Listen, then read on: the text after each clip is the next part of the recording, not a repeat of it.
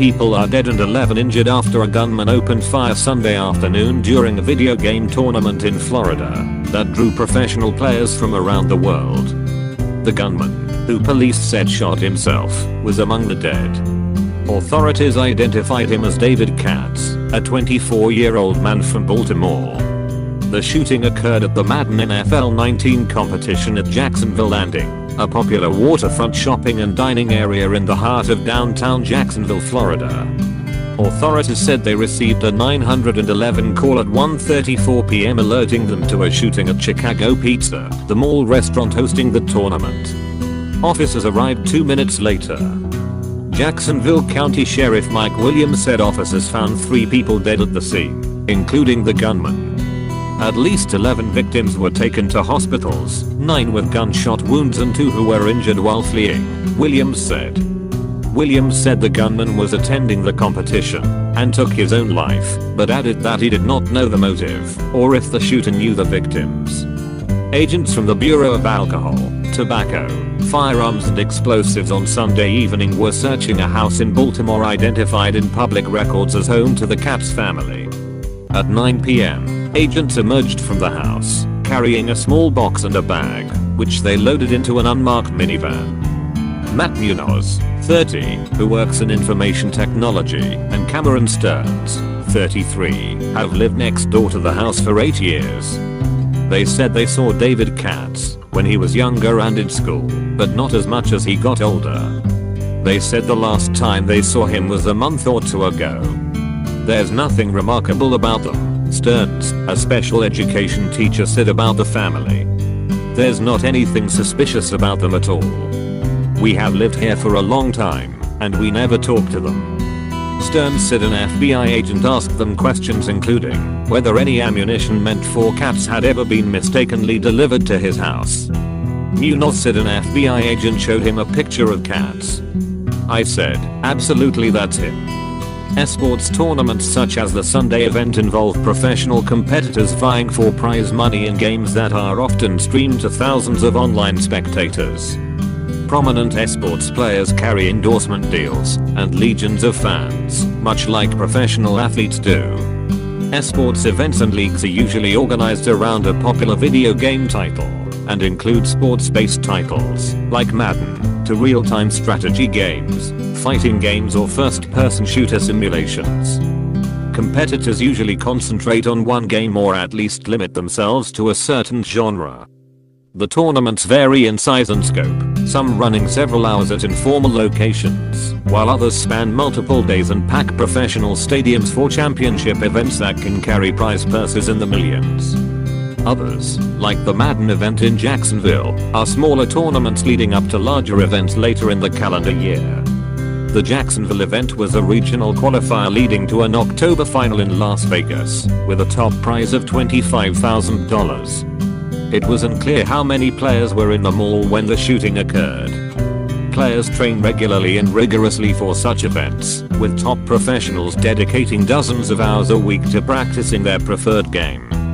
Some esports leagues have formalized player contracts that pay players an annual salary that ranges into the tens of thousands. The competitors and their fans often form tight-knit communities, discussing the intricacies of the game and the latest developments of leagues via online video platforms such as YouTube and Twitch, as well as social media. Esports analytics firm Newzoo estimates the audience will reach 380 million people in 2018. Electronic Arts, the digital interactive entertainment company in charge of the tournament, said it was aware of the shooting and cooperating with law enforcement. The tragic situation that occurred Sunday in Jacksonville was a senseless act of violence that we strongly condemn, the company said. Our most heartfelt sympathies go out to the families of the victims whose lives were taken today and those who were injured. All of us at Electronic Arts are devastated by this horrific event, and we also join the community in thanking the first responders who were quickly on the scene. Video believed to be from a live stream of the competition on the gaming platform Twitch circulated on social media after the shooting.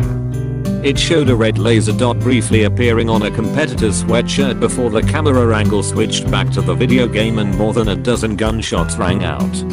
The competitor has not been identified. and it's unclear whether he was shot. Danny Flaherty, a 22-year-old gamer from Britain, said that he heard gunshots and that his only thoughts afterward were to run. Another player, Drinnick Joker, said a bullet hit him in the thumb. "I will never take anything for granted ever again," he wrote on Twitter. Life can be cut short in a second.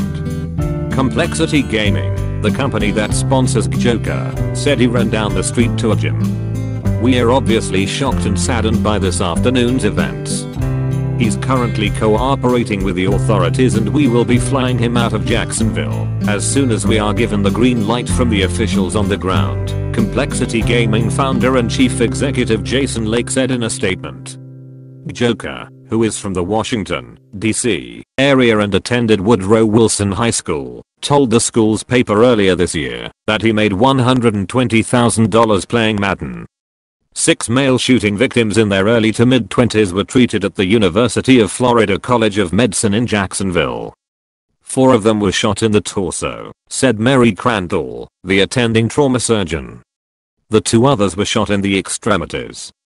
1 victim is in serious condition, but all are expected to survive. 3 other shooting victims, now in stable condition, were treated at Memorial Hospital in southeast Jacksonville, hospital spokesman Peter Moberg said. A woman who was not shot, but was hurt while fleeing, was treated for minor injuries at Baptist Medical Center, spokeswoman Cindy Hamilton said. All of shooting victims who were injured are in stable condition, the Jacksonville Sheriff's Office said on Sunday night. White House Press Secretary Sarah Huckabee Sanders said President Trump was briefed on the shooting and was monitoring the situation. Gun control advocates seized on the moment Sunday to call for action against gun violence. "My thoughts are with everyone impacted by the shooting today at the Jacksonville Landing, but thoughts are not enough," House Minority Leader Nancy Pelosi, DK-Lif, said on Twitter.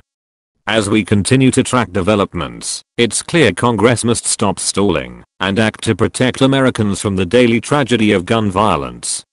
The Jacksonville rampage is the latest shooting to erupt in a public place, a wave of violence that has extended nationwide. Florida has suffered a number of high-profile mass shootings in recent years.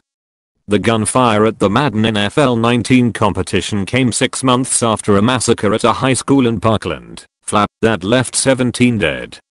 Parkland student David Hogg, who became a vocal gun control advocate after the shooting there, tweeted to Senator Marco Rubio, after on Sunday, "How many mass shootings in your state will it take for you to do something?" National Rifle Association spokeswoman Dana Loesch, meanwhile, called for an end to gun-free zones and said security should be in place to keep people safe. "A horrible tragedy. End gun-free zones, or have the security in place to keep people safe in them," she tweeted.